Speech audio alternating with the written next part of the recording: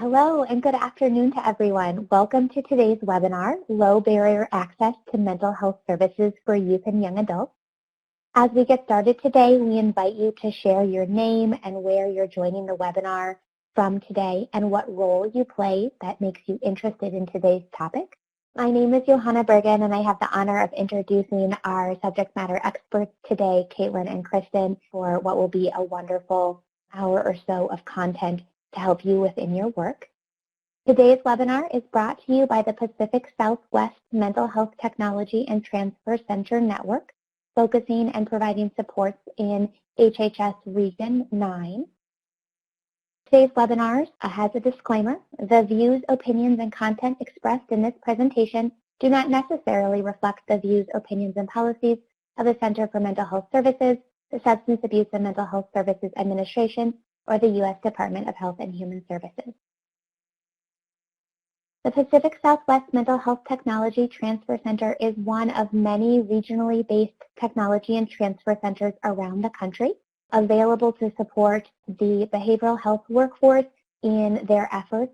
Today, our webinar is focused particularly for participants in the Region 9 area and for those of you that are interested in topics that relate to youth and young adults of transition age and mental health challenges. We're excited to have brought experts to discuss that particular topic with you today. We'd love for you to know that the Technology Transfer Centers are available in order to provide training and technical assistance and resources to support your work. We hope that you engage with us not only on today's webinar, but in many of the varieties of training, technical assistance, and resources that we have available. In addition to online learning like this webinar, there are many additional services available. Feel free to check out the Pacific Southwest Mental Health website to see additional surveys and services and to send us any queries or questions you have for training and technical assistance needs. On the screen here, you see a variety of the ways that we can provide you support, starting from a regular newsletter full of resources in your email to deeper dives in individual coaching and affinity peer group learning. And we look forward to engaging with you not only throughout today's presentation, but at future events as well. So I have the honor to introduce our team today. Joining us from the Portland State University Research and Training Center is Caitlin Baird. Caitlin is the program manager and trainer at Pathways. She comes to us with immense expertise in areas of youth and young adults, peer supports, mental health services. We're particularly excited that she brings her experiences as a previous peer services manager in the state of Oregon and to bring her expertise and experiences in operation of a young adult run peer drop-in center and also work with youth wraparound partners. My team at Youth Move National gets to work with Caitlin frequently, and I know that you are going to be excited about everything she brings to us today. Our second presenter is Kristen Thorpe from the Youth Move National team. Kristen serves as a youth engagement specialist at Youth Move National and brings her experiences in the areas of advocacy, leadership, and program development to you today. She's particularly experienced in working in the mental health and criminal justice system. Kristen comes to you with several years of national technical assistance experience supporting grantees and communities to authentically engage youth and young adults in order to advance best practices in our field, but also with her experiences on the ground in a system of care community and working to implement quality improvement and evaluation work. I'm so excited that Kristen and Caitlin are here to share their content knowledge with all of us, and I get to pass over to them to get us started tonight. Are the links between access to services and engagement in mental health treatment for young adults of transition age, identifying examples of model low barrier access programs, and learn best practices and practical strategies for integrating low barrier services into agencies serving youth and young adults. By definition, youth or young adults of transition age are between the ages of 16 to 25, although in some cases the population includes youth as young as 14 and as old as 26. The prevalence of mental health diagnoses increased during the transition years, with 50% of psychiatric conditions appearing before the age of 14 and 75% before the age of 25. Though the onset of mental illness peaks during the transition years, utilization of mental health services actually declined sharply at this time, in part because of barriers to care that occur during this period. Additionally, according to Munson et al., studies have found that a lack of understanding and knowledge, also referred to as mental health literacy, can be a significant barrier to service use. Studies also indicate that young people do not engage well with adult services. Adult systems often focus exclusively on providing services for individuals with serious and persistent mental illness, which doesn't always align with the clinical profiles of youth and young adults. Further, few mental health interventions have been developed specifically with this population in mind, and even fewer have been found to be effective over the transition to adulthood. This means that treatment models aren't necessarily developmentally appropriate. These factors, combined with the fragmentation between the child and adult mental health systems, present really problematic barriers to engaging young adults of transition age in services. Another important factor in engagement is related to help-seeking behaviors and absence of trust in the system. Youth have a tendency to seek informal support such as friends, families, or other significant adults over more formal sources like a therapist or a family doctor. In part, this is due to confidentiality fears, especially for youth who might be living in a small or rural community. And similarly, there's a belief that there's going to be a stigma associated with participating in treatment and or expectations of discrimination based on their mental health diagnosis, which may cause some reluctance to participate in treatment. We also know, of course, that the cost of healthcare services is also a big challenge, especially for uninsured or underinsured youth. According to the Kaiser Family Foundation, data shows that utilization of mental health services among people with Medicaid is comparable to, if not greater than, among people with private insurance, while people who lack insurance typically face difficulty obtaining any services at all. And while many private insurance plans do cover things like psychiatric visits or hospitalization, Medicaid is far more likely than most private plans to cover additional services such as case management, individual or group therapy, detoxification, and medication management. Structural barriers such as lack of transportation, inflexible scheduling, or inaccessibility of services based on location also pose significant challenges, as do individual circumstances that a young person may be experiencing, whether that be a lack of adequate or safe housing, school, unemployment, or even, interpersonal relationships. Access to healthcare impacts, as we all know, one's overall physical, social, and mental health status and their quality of life. The inability to access care has many consequences, including unmet mental and physical health needs, delays in receiving appropriate care that could lead to increased complications or emotional distress, preventable hospitalizations and out-of-home placements, and financial burden both at the micro and macro level. It's important to note that access to care often varies based on race, ethnicity, socioeconomic status, age, sex, disability status, sexual orientation, gender identity, and residential location. So what is low barrier access? Low barrier is an entry point for a variety of services, supports, and approaches. It's not necessarily a service model in and of itself, a specific therapeutic approach, an outcome that we're expecting, or a simple way of measuring a program's success. And it's also not a no-rules approach to mental health services.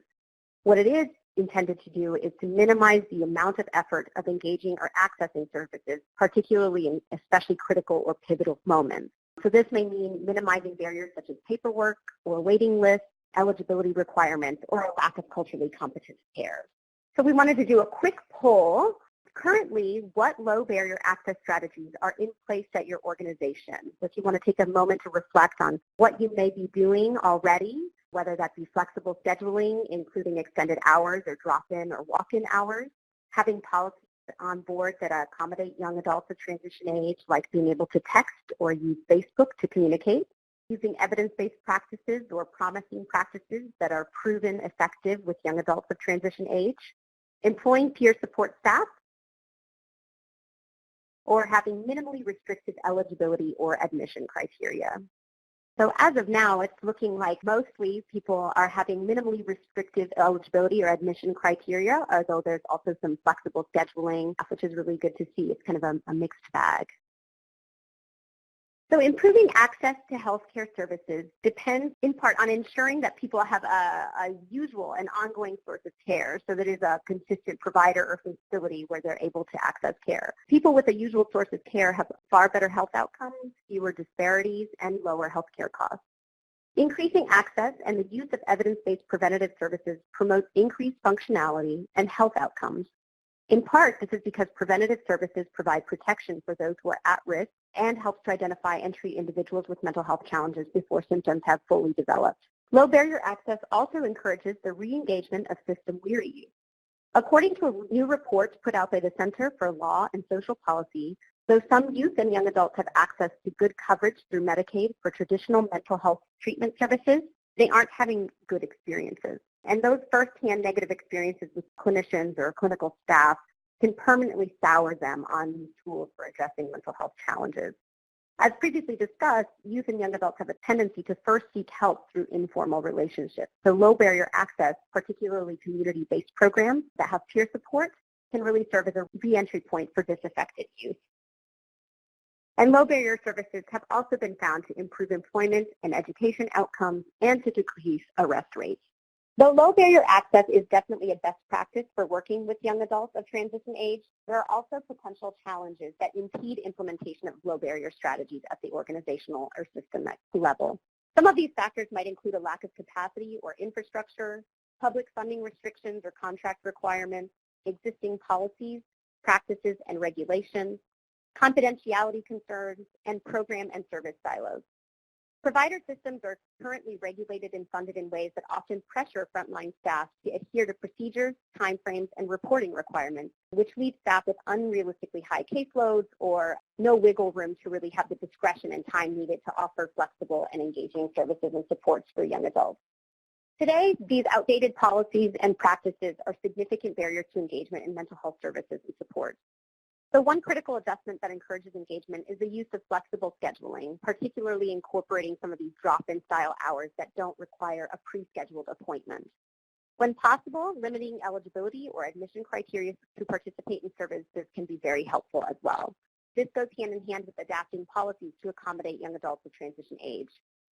These policy changes can be at the organizational level, like accommodating the use of text message or direct messaging on Facebook, for example, changing those punitive no-show policies. So there's often 3 strikes rules, although in a young person's mind, maybe they had a job interview, which is more important than going to a therapy appointment. And it's kind of that Maslow's hierarchy of needs and making sure that their immediate needs are being met. And at the system level, that could be promoting the co-location of services or cross-training staff between the children's and adult systems to really encourage that continuity of care, or adopting a no wrong door approach seeking mental health care.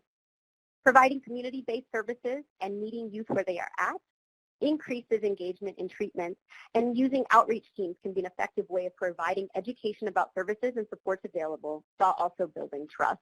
Employing peers or individuals with lived experience supports young adults in feeling supported and in navigating the system. Shared lived experience makes peers particularly credible, trustworthy, and influential in communicating to youth and young adults who are often skeptical of professionals, which ultimately can support their engagement in mental health treatment. It's also essential to implement young adult-specific service models or promising practices. So these might include things like the transition to independence process, our TIP model, using an adapted wraparound model, motivational interviewing, or supported employment. And finally, incorporating youth-driven practices throughout the organization. This might mean providing youth-friendly spaces, training staff on the importance of shared decision-making, and really ensuring that youth are invited to participate in advisory structures and have the ability to provide feedback on the quality of care that they're receiving. The young adults who are receiving services are actually often in the best position to point out where quality of care can and should be improved. And with that, I am going to hand it over to Caitlin to share some examples from the field. Thanks, Kristen. So we're going to talk about just a few examples that we see in the field that Kristen's already brought up today. So this is going to be the drop-in center model, which is connected to the clubhouse model, as well as what we're calling modified wraparound and peer support. What I really want to highlight about all of these models before we jump in is their combining theme is really their flexibility. So when you're working with a young adult of transition age, it's really important that you are maintaining a flexible status in order to help them meet their needs.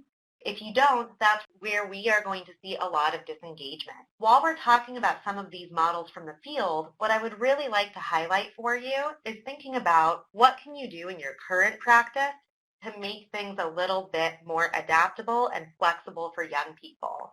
Think about how many assessments they have to fill out, Are you able to meet with them in the community? Are you able to meet with them on weekends or after hours? Are you allowed to text them or use social media or things of that nature?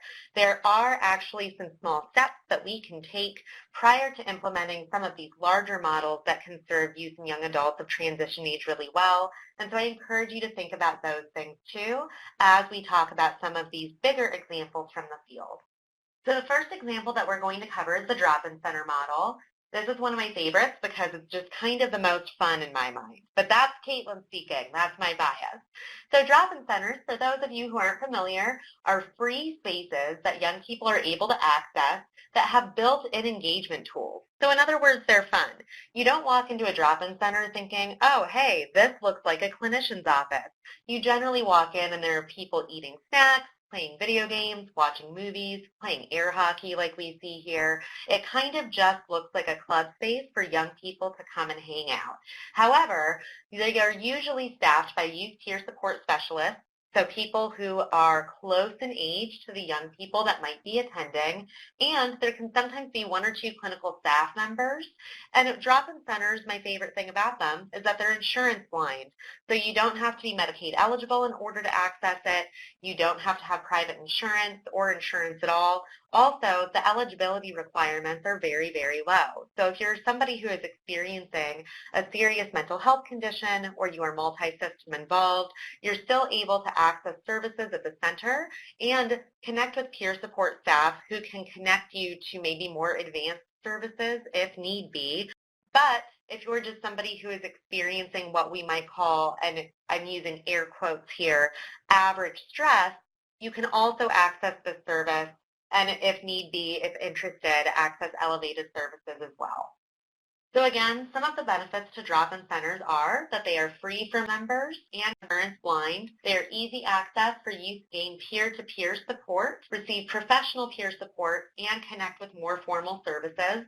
And they're more accessible for system-weary youth who are not comfortable seeking formal services. So I can speak a little bit about my own experience as a peer services manager and overseeing a few drop-in centers across the state of Oregon. But we often had many young people who were coming in that had graduated from foster care or had some experience with juvenile justice or mental health, and we were not interested in accessing those formal services, even if we could see that there was a connection to those formal services meeting their needs.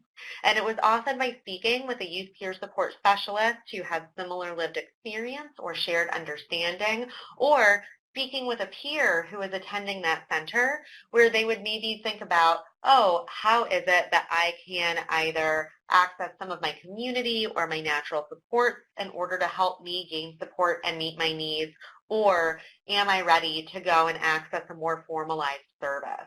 I think a lot of the times young people, particularly young people who have systems experience, feel like when that comes up as a suggestion, think that they're being told that that's their only option.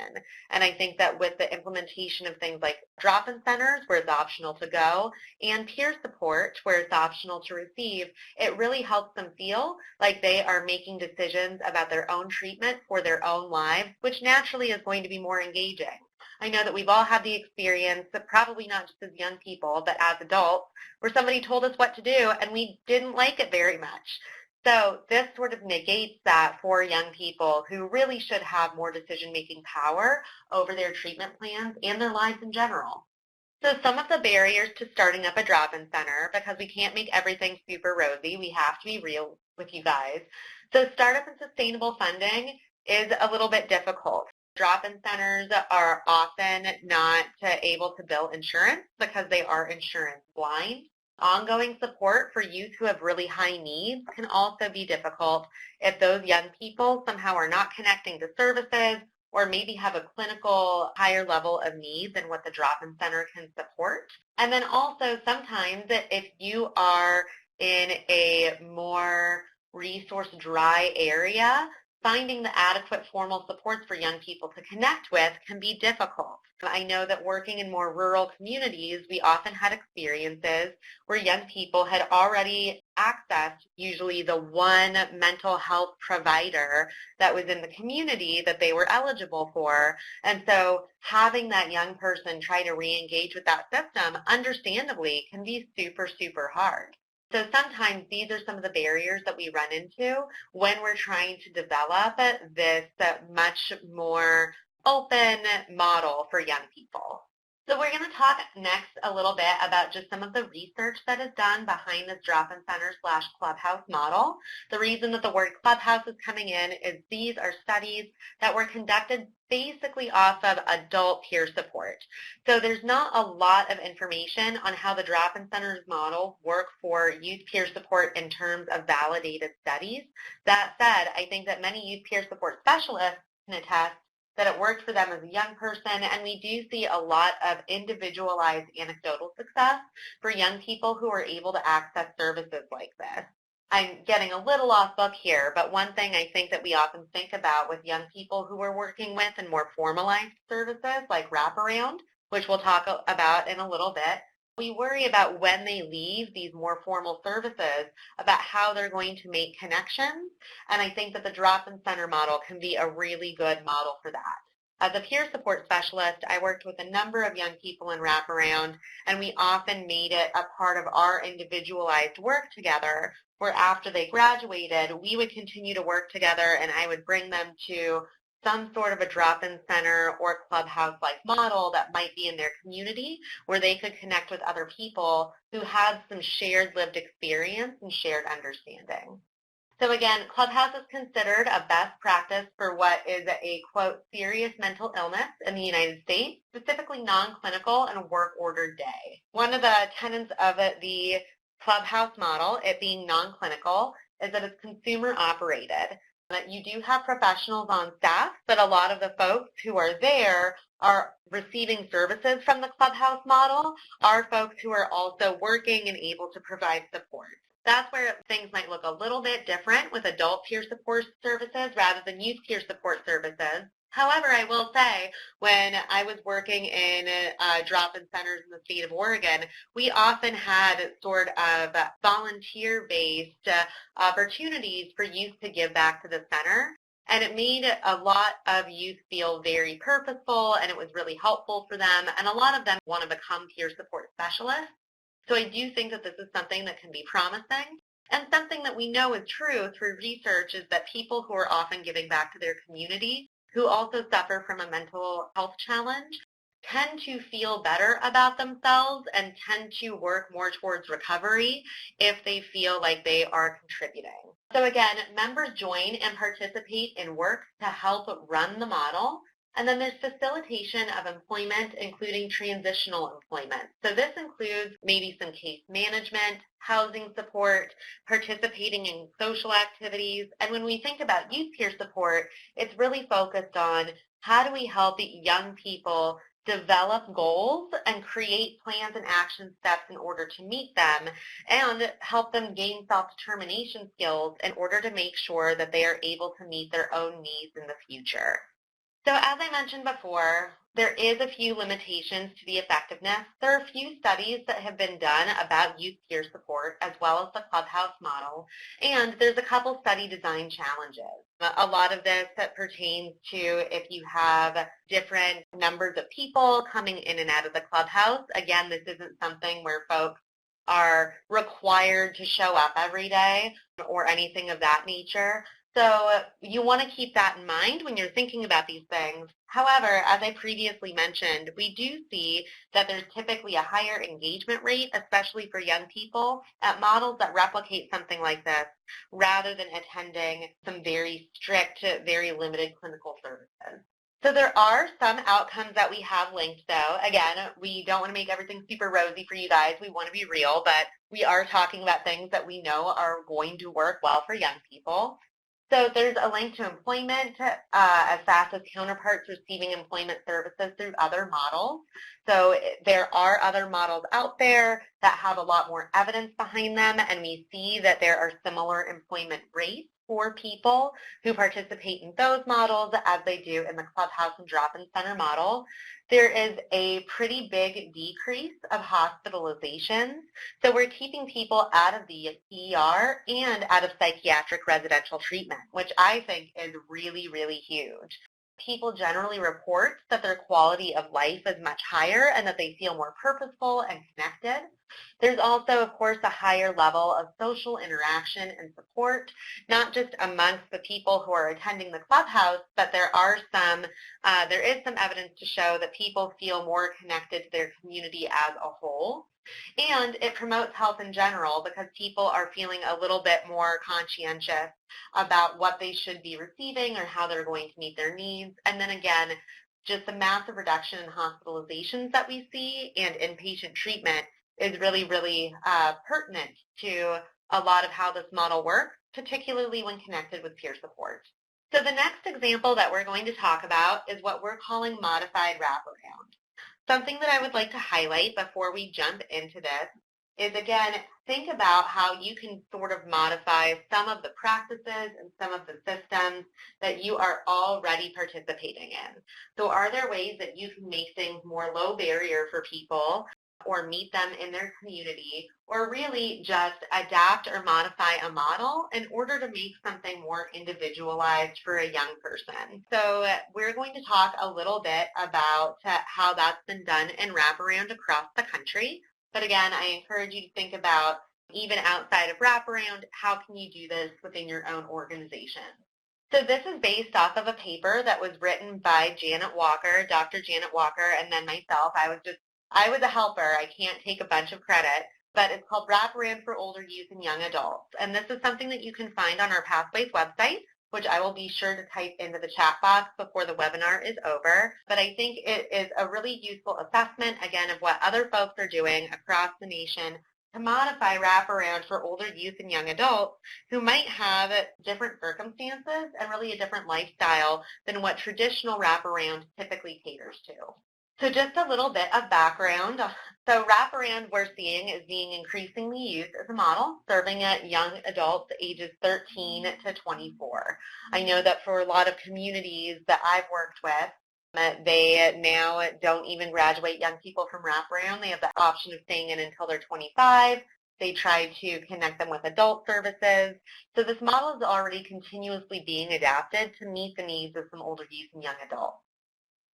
So for some young adults, many of the what we might call quote-unquote traditional Wraparound practices don't always fit. Some standard examples of this might be family involvement, having regular meetings that happen every 30 days, and having every single professional who's involved in their life involved at every single team meeting. This, of course, is going to look different for every single young person, but we found that these were some of the common themes that Wraparound asks us to participate in that many youth and young adults didn't necessarily found help to meet their needs. So the first things that we really spoke about with folks are the key differences in this population. And number one, I think, is something that we're all very familiar with, is young people of this age group have a huge increase in self-reliance and responsibility. They want to take on more responsibility for themselves. So that might mean that they don't necessarily want their mom to be making a lot of decisions for them. They don't want professionals to do for them. They want to be able to do with them. And they really want to be in charge of what their own plans are and some of those decision-making processes. Additionally, their networks of natural support may look very different. We don't experience a lot of young people who are wanting to have many of what we might call their traditional family involved, whether that be biological family, whether that be a foster family, whether that be some sort of other relative connection. A lot of the times they're more reliant on their friends. Maybe they're reliant on roommates. But there are other people in their lives who they see on a more regular basis that they might rely on a more regular basis. And we need to be able to adapt to who they identify as those natural supports, or as I like to call it, their quote-unquote family, which is a fun little hybrid of the word friends and family.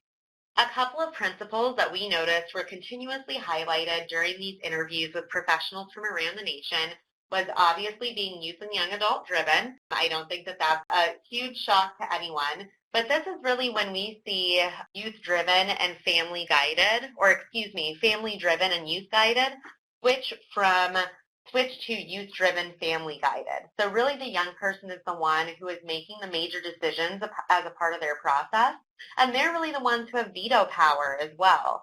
We heard a couple of stories when we were conducting these interviews about when young people didn't have as much opportunity as they should have in order to drive their plans, and spoiler alert, they ended up disengaging from services.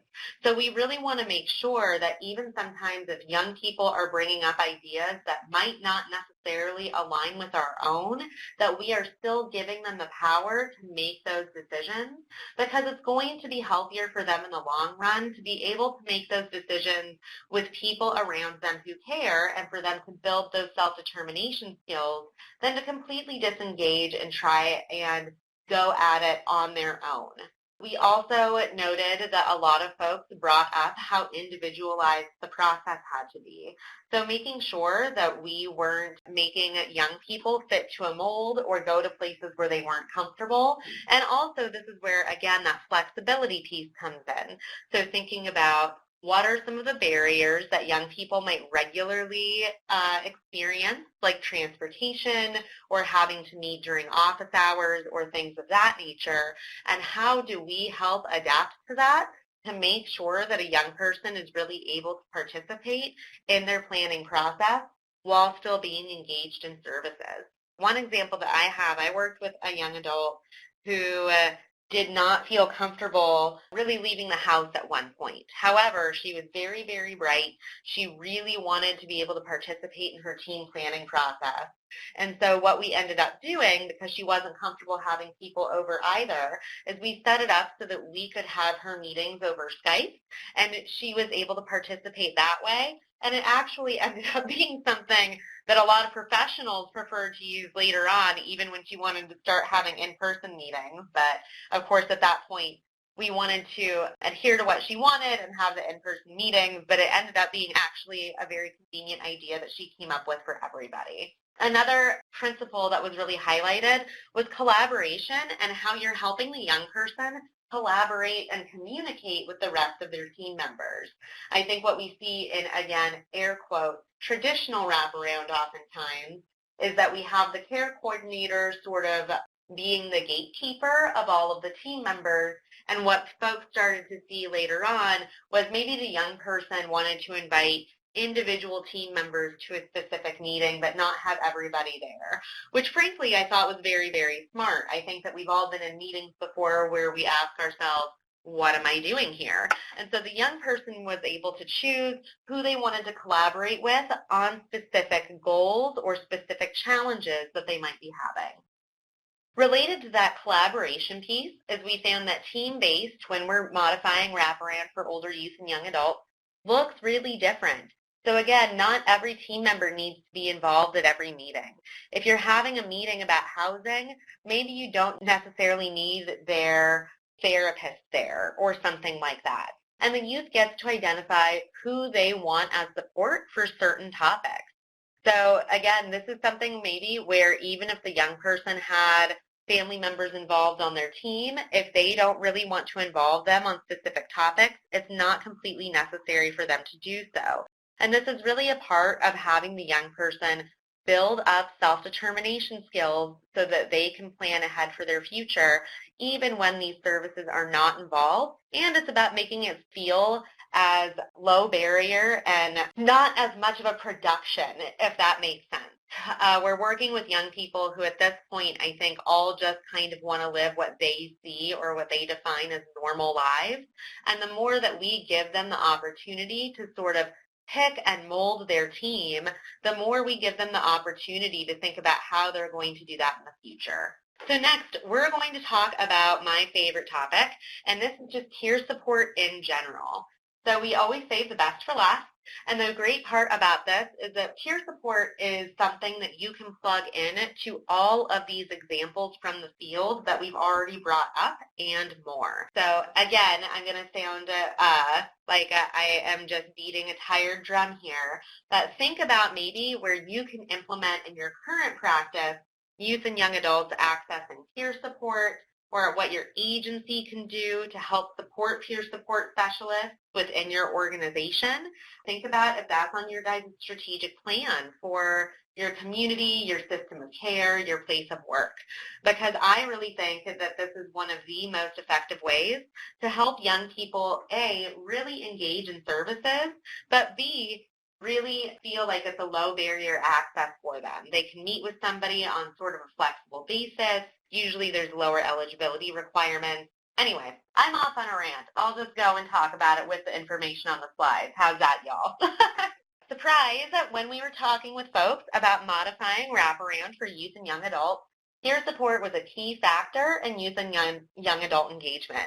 We even had people say that the peer support was really the shining star of their teams and that they couldn't have done it without their peer support specialist. I know for myself, when I was working as both a youth peer support specialist in Wraparound and supervising folks who would, we would often see sort of I don't want to make it sound too dramatic, but sometimes a 180 change within a young person on how they felt about engaging in services because they had somebody there who was close enough to them in age, who also had lived experience within these systems that could really help them advocate for themselves. And it made a huge difference for how young people would start engaging in their process. So peer support isn't just about helping young people connect to formal services, right? It's not just about being that bridge. But peer support specialists also help young people identify goals, build self-determination skills, advocate for their needs, and then engage in treatment as necessary. One thing that I would always remind Wraparound teams when I was working with them is the youth and I will always focus on things that are related to their needs in Wraparound, but we focus on other things too, and that doesn't necessarily mean that we need to always bring that to the team. I think a lot of the times a need that peer support really fills for young people is somebody who will walk alongside them as they learn about how to advocate for themselves in a process. We don't really see a lot of that in terms with systems that really have some very, very strict boundaries, or with parents because they're worried about their youth, right? So peer support is really kind of that person who can help them make decisions for themselves and, of course, keep in mind the legality and the safety of certain things, but also help walk them through what is that decision going to look like and what is it going to look like, how are you going to achieve that goal. So as I mentioned before, youth peer support can be plugged into a variety of settings. So there's community-based peer support. This is where peer support specialists meet with young people in the community, oftentimes at school or during other youth gatherings, but they are really helping them sort of reconnect their community, and every time that they see each other, that is where they're meeting. There's Wraparound Youth Partners who also meet with young people in the community, but their primary function is to help young people who are involved in the Wraparound process really be a part of their treatment planning and helping them advocate for what their needs are and really uphold that youth-driven principle that we talk about so much in Wraparound. Then, as we had mentioned before, there's the drop-in center and clubhouse model. These are usually spaces that are insurance blind, super low access that any young person who is of the correct age group can go ahead and attend. And these are usually run by peer support specialists, just to make sure that it's kept with that sort of fun, low barrier vibe, but clinicians are able to also staff clubhouses or at least come by on maybe a weekly or bi-weekly basis to check in with young people and really create that low barrier access to services. Then we also see site-based peer support. So this might be a peer support specialist who is working with people at a specific clinical site in a psychiatric residential treatment center, maybe within a juvenile justice holding center or a group home, but something where they are employed by that site or have a contract with that site and work with youth who are attending services within that agency already. So again, some of the evidence that we see from youth peer support, so there is some evidence to suggest that youth peer support leads to a decrease in hospitalizations and psychiatric residential stays. Youth peer support specialists often act as a bridge between young people and services and then use their shared experience and understanding to help young people access higher levels of care. So we see that these two can be connected. We can draw a correlation there, where if youth peer support specialists are working with young people who have particularly high needs, perhaps they can help them feel less stigmatized when they're accessing higher levels of treatment, which might eventually keep them out of the hospital as psychiatric residential. So we have another poll here.